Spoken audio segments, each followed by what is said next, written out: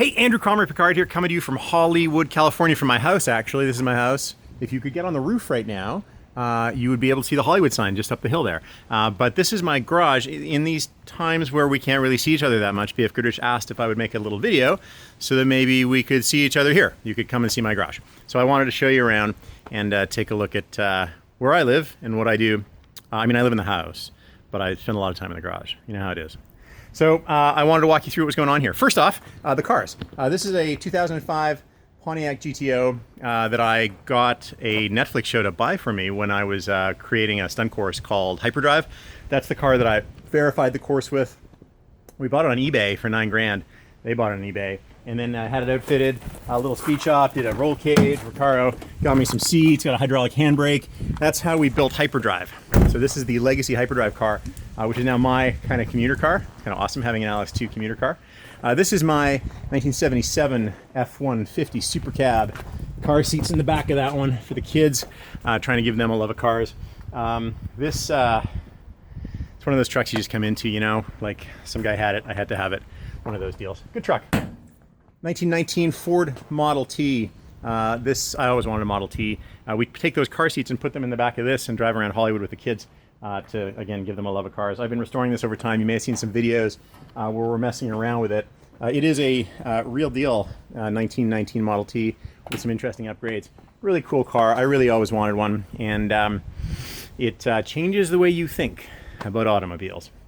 Now the garage, what I think is cool about this, and when we looked at houses, this is a 1922 house and a 1922 brick garage, brick floor, brick walls, and a two-car garage in 1922, which I think is kind of interesting. Like, what kind of carriage house did you need then? It's not a super fancy house we live in, but it had this two-car garage, which means we had to buy it with the house attached. The last car in this driveway is my 1982 Porsche 930, totem car.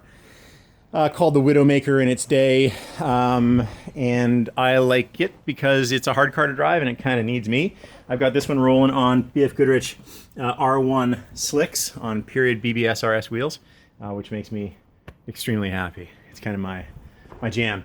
Now in the garage, there's a lot of stuff. I'm going to walk you through here as quickly as I can so you kind of get a feeling for stuff. First off, the attic is full of, well, junk mostly. Racing helmets from the days of my racing, license plates off various cars that I've had over the years, or TV shows that I've worked on, Top Gear, and War of the Wheels for a show I hosted in Canada, actually, calling out to some of the folks who were working on that show or that know us from there. Hyper back there, it's Hyperdrive. Target Newfoundland plates, foreign plates from cars that I either raced or wrecked or drove. And then my garage is kind of like, my space. Not my space like the antique internet social place, just my space. And so, I got a lot of my books here. I'm kind of a geek. These are all rally books and car books, and there's a whole adventure section here, and some of the stuff that I'm into, like I'm into old rally equipment. These are called Haldas. People who know what those are, you know what that is, and tools for that. This is Classic Car Adventures, is a company I'm very proud of. A great friend of mine, two old friends of mine actually, but now run by my great friend Dave Horde, who runs great car rallies. We're in Hollywood, so a little piece of that. Wow, AFAB Gemini, which is a old rally equipment, Hoyer clocks, all this crazy stuff, all this rally stuff I'm into. This is a baseball I got to throw at the Dodgers. This is thanks to ESPN. When I was competing at the X Games, they let me throw the first pitch at a Dodgers game, which was pretty awesome. And then books on cars, the requisite valve in the top of a piston, and a lot of other stuff besides pieces of cars that blew up. We all have that kind of, disaster gallery of things that happened. This is kind of a fun one. This is a slider from the Synchromesh of a Volvo M41 transmission. You guys can tell me. That locked in place on the way down to Lake Garda in Italy in the Volvo 122 we were competing with. Overnight, I took that gearbox out, took it apart, drained the oil into Coke bottles, took the stacks apart, took the slider out so that it would come out of second gear, and then drove it for the rest of the events in first, third, and fourth. You race for long enough, you get a lot of trophies. These are just a few of the ones that were most significant to me, actually. And it's interesting when I look back at it, how it makes me feel about racing. This is the John Woodner Cup. This is for winning the two-wheel drive Rally America National Championship, the Rally National Championship, which we did in 2014 with Ford and Team O'Neill. This is kind of a fun combination. This is a third place overall in a two-wheel drive car. We won two-wheel drive and third place overall in the rally, which is very hard to do. Reader's Choice Award from a Canadian magazine, Inside Track, which I was very proud of. First national event I ever won, snowdrift on snow. Ford thanked me for winning the championship with a piece of glass. And this was actually one of the last events I did, which was a first in production four-wheel drive, which was fun for me because I won national events overall in two-wheel drive and in production four-wheel drive, which was kind of fun for me. Here's a turbo restrictor from the days when turbo restrictors got to be big for rallying. That was a fast car. This is the adventure section. This is a whale blubber skinner from Tuktoyaktuk that I got when we did a run up there. God love you may remember that. And so we got into the tools. Lincoln Welders always sponsored me and always made the best welders. That's what I have left over. This is a good collection of pictures, actually.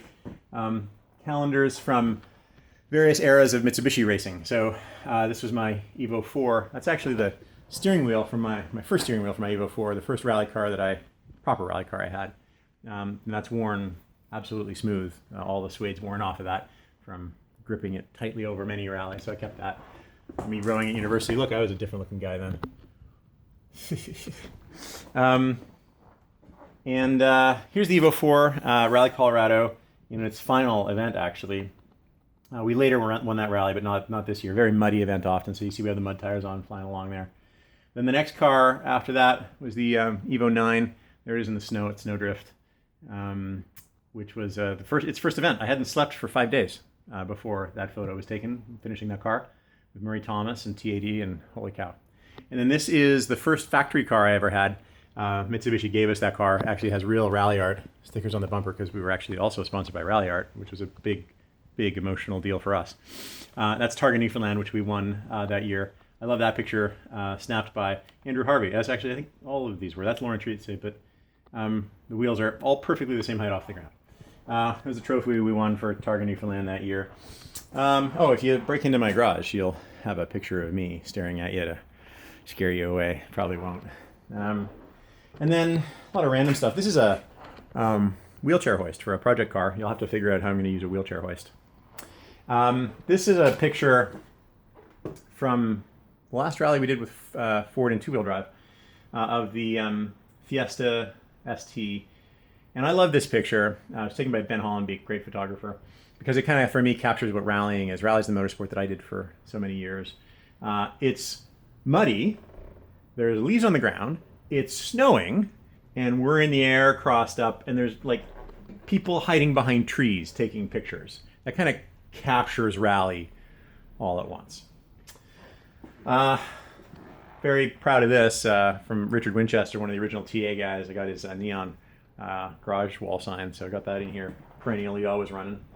And then over here, a bunch of other stuff. Again, these are like highlight stuff from the reel from racing years. That's my first rally car ever. That's a Lada Samara with Adrian Defoe co-driving, a friend of mine from college who just got coerced into co-driving for me. That's Maine Forest years ago. Monte Carlo historic. This is probably the best, in a way, rally I ever won. Won it by 1 second, coming back from a huge deficit with a Ford Escort Cosworth that was blowing up the whole way with a guest journalist co-driver named Lawrence Hacking, who was the first Canadian to finish the Dakar on a motorcycle. Great guy, crazy story. For those of you who know who were there, you know that car was exploded at the end. First rally that I should have won, actually, first rally that I led overall. Power Shard and I were having a battle. I blew my motor. First trophy I ever won rallying. This is kind of a fun pair because this I won overall the Oregon Trail Rally in 2010, and they would put the picture of the car from the previous year on the trophy. which is kind of cool. So Travis Pastrana won the previous year. So then the next year I went and won a trophy, and it had my car on it. That's my Evo etched in, which is cool. Except by then I was driving for Scion in two-wheel drive. So I won two-wheel drive and got a trophy of my all-wheel drive car from last year, which I thought was kind of poetic. Some, great stuff here. Baja 1000, first place in Baja Challenge with BF Goodrich. That's all thanks to BF Goodrich. And the Baja 1000 has been another great chapter in my life. Some of these people here who may be watching me, you may recognize some of these reprobates. So difficult, the Baja 1000. So different than any other kind of racing, different than rallying even. You're trying to preserve the vehicle. Great learning experience for me. And I've done it several times. I've been lucky.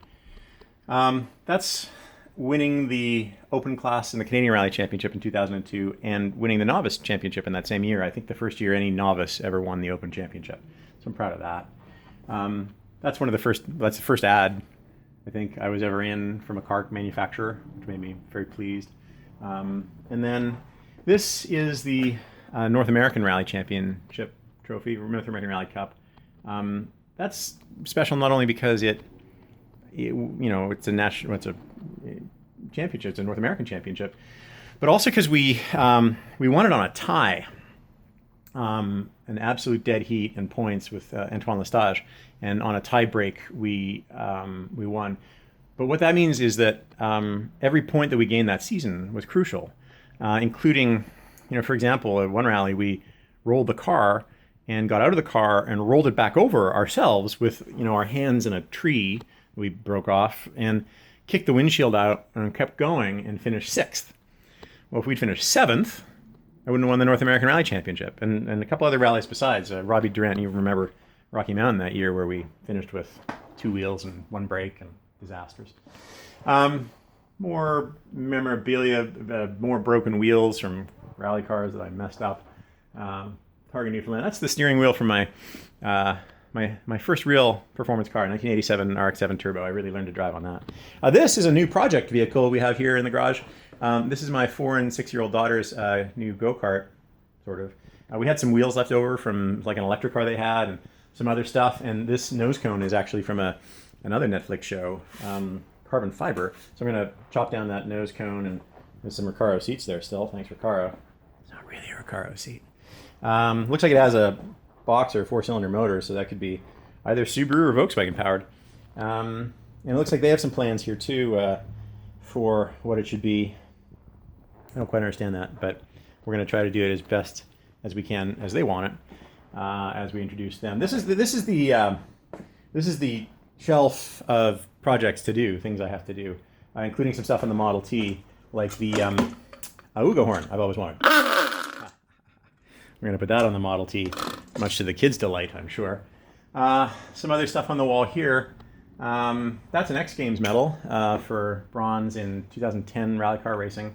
A couple of Baja 1000 finishing things, Targa Newfoundland. Also, that's short course off-road, thanks to Nos and a few people who helped me run Superlights there once, which was really fun and another real different challenge. These are skateboard decks, and when you competed at the X Games, they gave you a skateboard because they were cool, and everybody there was cool except kind of the rally drivers who were not generally that cool. So it was very interesting for us to go there and not only get a skateboard deck as like your sort of memento, but also like be invited to the athletes lounge where Fender had just put up guitars for you to play for any rally drivers that could play guitar. It was an experience. Knockoff wrench in case you ever need to take off any old wheels.